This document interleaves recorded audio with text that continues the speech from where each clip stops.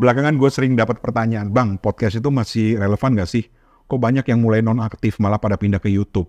Oke, mari kita bahas. Pendek aja ya. Karena gue lagi di Makassar nih saat rekam episode ini, udah mau balik ke bandara. Dan di Makassar gue ngasih workshop podcast buat teman-teman di Balai Besar Pelatihan Kesehatan Kementerian Kesehatan. Teman-teman BBPK apa kabar? Gue bareng dengan beberapa teman dari PSR ya. So, itu aja rasanya sudah menjawab bahwa podcast itu masih relevan apa enggak. Karena masih banyak yang pengen belajar. Tapi menurut gue, relevan enggaknya podcast itu bakal tergantung bukan cuma pada kita podcaster, tapi pada pendengar. Orang masih dengerin enggak? Lah gimana mau didengerin kalau udah enggak bikin konten? Gimana mau didengerin kalau konten kita enggak menarik atau bermanfaat? Catat ya, menarik dan bermanfaat itu sering berbeda. Bisa sama, tapi bisa saling menunjang. Begitu, atau bisa berbeda sama sekali. Ya, memang podcast belakangan ini kesannya kok mulai turun pamor. I'm talking about audio podcast ya, terutama di Spotify yang memang tren di Indonesia. Mungkin ini disebabkan karena banyak podcaster top yang berhenti bikin konten. Juga ditunjang oleh kabar beberapa podcaster eksklusif Spotify itu udah nggak lanjut lagi kontraknya dengan si Ijo. Bener tuh Bang gosipnya begitu? Ya tanya sama Spotify, jangan tanya sama gua. Tapi masalahnya, kalau mau ikut arus tren ya wajar lah kalau udah mulai pada lemes bikin konten. Tren itu kan ada naik turunnya. Itu kalau lu mau ngikutin tren. Tapi coba deh, cek performance podcast lu sendiri. Masih ada yang dengerin nggak? Lihat di episode mana. Ngomongin apa? Yang lama juga nggak apa-apa. Coba lihat. Gue kok yakin, sedikit banyak masih ada yang dengerin. Masih ada pertambahan pendengar. Jadi gue cuma mau bilang, relevan atau enggaknya podcast itu bukan dilihat dari keseluruhan dunia podcasting, trennya. Enggak, tapi dari lo, si podcasternya.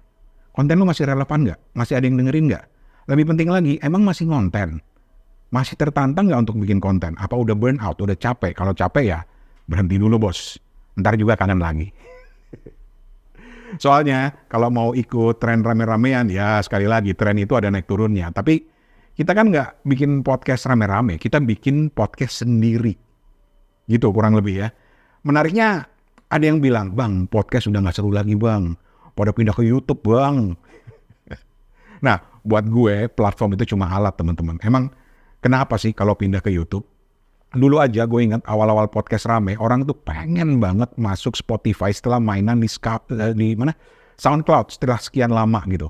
Jadi segala cara dicoba, malah ada yang masuk dari jalur distributor musik untuk bisa masuk ke Spotify. You know who you are? Mane? Nggak pernah upload lagi. Ada juga yang mau masuk iTunes, pokoknya macam-macam lah. Nah, kalau sekarang pindah ke YouTube ya nggak apa-apa, cuma alat. Esensinya sama, mungkin ada tambahan video doang. Atau jangan-jangan cuma audio doang pakai gambar. Ya, mungkin ke YouTube karena pengen jajal dapetin AdSense atau akhirnya mau menampakkan diri di video. Tapi esensi kontennya tetap sama. Podcast juga, why not gitu loh. Atau manfaatin keduanya. Spotify kan udah bisa pakai video. Yang mau denger audio aja nggak apa, yang mau bikin video juga boleh.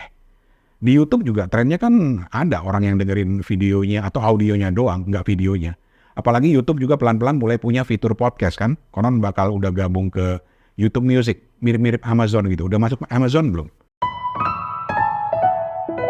Nah karena itulah teman-teman, gue sih percaya lo mau main video atau audio, prinsip terpenting dari podcast itu adalah audio first. Pastiin audionya bagus. Nih, gue ada satu cerita menarik nih dari Mas Ruli, teman di Do You See What I See dan di PSR. Dia itu cerita satu logika yang masuk akal banget waktu kita ngasih training di Makassar kemarin. Dia cerita, kakeknya yang kalau nonton TV, mau gambarnya bersemut nggak jelas, asal suaranya bagus, dia tetap tenang, tetap nonton. Itu audio first. Beresin dulu audionya. Nah, ada dua prinsip audio first ini. Pertama, saat nulis naskah atau ngobrol selalu bayangkan ada lo yang dengerin cuma suara doang, nggak nonton video lo. Gitu. Nah videonya gimana ya? Ibarat orang nonton aktivitas lo lagi podcasting di depan mic gitu aja.